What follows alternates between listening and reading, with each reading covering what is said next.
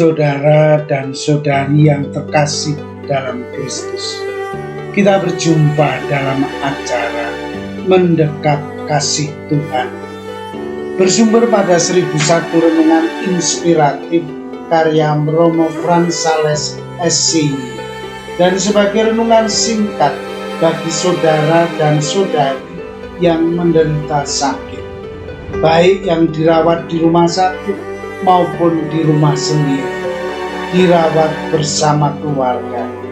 Dengan saya, Romo Valentinus Tejantara SCY, dari komunitas SCY Teluk Betung, Lampung. Pada hari ini kita ingin merenungkan tema hidup baik dan benar di hadapan Tuhan. Ada seorang pembunuh yang ditangkap oleh polisi.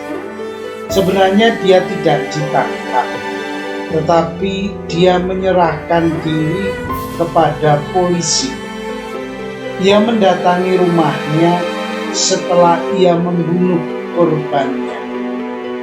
Pembunuhan itu ia lakukan bukan suatu pembunuhan terencana.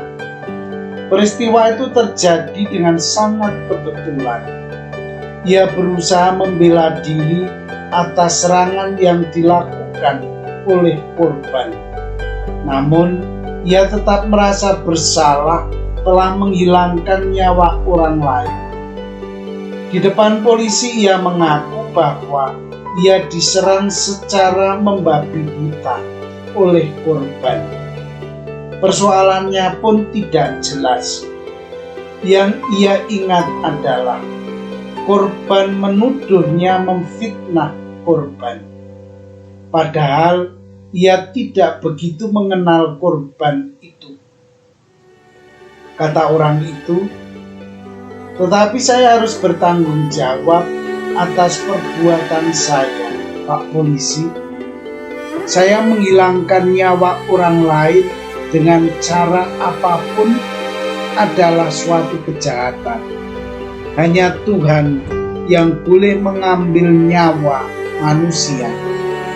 Kita tidak berhak atas nyawa sesama kita." Ia meminta pengadilan untuk memberikan hukuman yang seberat-beratnya atas tindakannya itu. Itulah cara dia mempertanggungjawabkan perbuatannya. Ia ingin menebus dosanya dengan hukuman penjara. Namun, atas bukti-bukti yang dikumpulkan dari para saksi, ia tidak mendapatkan hukuman yang tidak sangat berat. Ia mesti menjalani hukuman selama 2 tahun penjara. Saudara dan saudari yang dikasihi Tuhan, hidup manusia itu sangat berharga. Hidup ini milik Tuhan. Karena itu, hanya Tuhan yang dapat mengambil kembali hidup yang merupakan pemberian Tuhan ini. Kisah tadi mau mengatakan kepada kita bahwa setiap orang mesti mempertanggungjawabkan perbuatannya. Tindakan keji terhadap sesama merupakan suatu bentuk penyangkalan iman akan Tuhan yang telah memberikan hidup ini kepada kita. Hidup ini adalah anugerah. Hidup ini menjadi indah ketika Tuhan dimuliakan melalui perbuatan-perbuatan baik kita. Orang beriman itu orang yang selalu memberikan penghargaan yang tinggi kepada martabat hidup manusia. Bagi orang beriman, mengambil nyawa orang lain dengan cara apapun merupakan suatu bentuk penyangkalan iman kepada Tuhan. Manusia tidak boleh mendahului kuasa Tuhan. Setiap bentuk kejahatan terhadap kehidupan manusia menjadi suatu bentuk ketidaksetiaan kita kepada Tuhan. Orang beriman mesti selalu ingat bahwa Tuhan hadir dan hidup di dalam diri setiap manusia, bahkan mempunyai tempat di dalam hati kita sebagai tahtanya.